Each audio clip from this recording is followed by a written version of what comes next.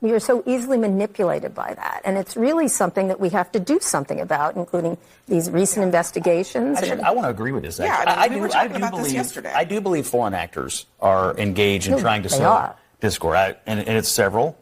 And I think it happened this weekend when everybody sprang to blame Trump and Vance for these Springfield hoaxes. And now we have the governor of Ohio telling us it's foreign actors calling this. And I totally agree. It's happening all the time. No. See, but you just twisted something that's actually, again. What? I'm sorry, what? That's Republican Scott Jennings performing verbal judo on smug liberal and professional midwit Kara Swisher by pointing out liberals' confirmation bias on the Springfield, Ohio story. Welcome to Nerk News. I'm Nerkish, and it looks like the establishment media shills on CNN are still pushing propaganda about Trump and Vance's comments on Haitian migrants in Ohio, despite every single threat now being confirmed as a hoax. They Where did actually, I twist? you Did the twisted governor of Ohio say it or not? Whatever the governor of Ohio said, I'm not going to put him as an expert on foreign influence. I'm sorry. He's an expert on this public safety in his state. J.D. Vance literally said, I made it up. And that's what they did. They took something. They took a conspiracy theory. The story, I know. The story of what's going on in Springfield, Ohio isn't... It's a conspiracy theory.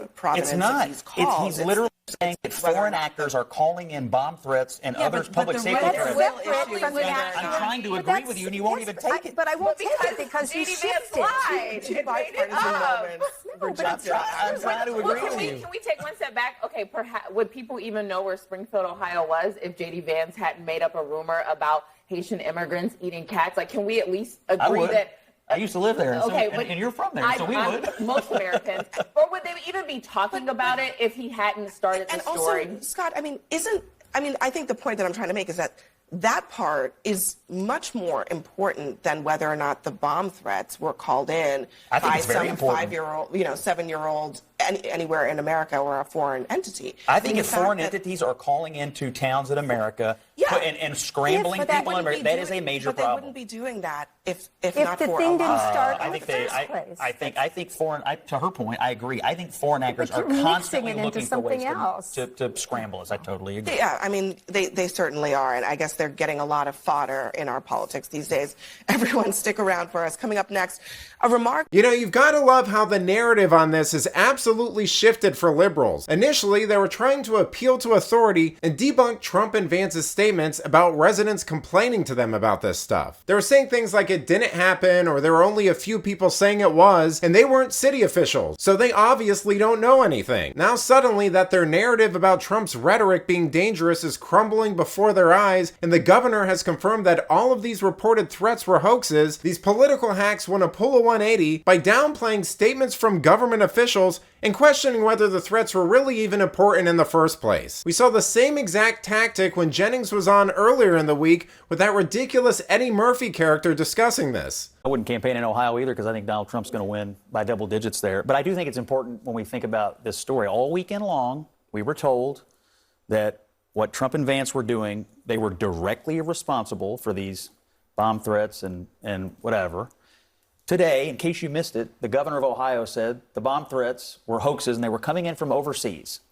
And he said, quote, many of these threats are coming in from overseas, made by those who want to fuel the current discord surrounding Springfield. So all weekend long, J.D. Vance and Trump, but specifically Vance, were directly blamed for putting people in harm's way. Today, the governor says they're coming from overseas. And we can start the apology line tonight on the show. But the governor says it's overseas and it's not the supposed MAGA radicalized Maybe army. Instead of talking to the governor, you should talk about the Haitian immigrant community in Springfield that is being menaced by these people. There have been reports that these people cannot send their children to school. There have been reports of property damage. One of the Haitian newspaper has shut down as they have been under threat. Maybe you should talk to Haitians. Yeah, forget residents and government officials. What we really need to do is talk to the people everyone seems to be complaining about. I'm sure they'll be honest about what they're doing, or at least as honest as the unverified hate crimes they've been asked to report.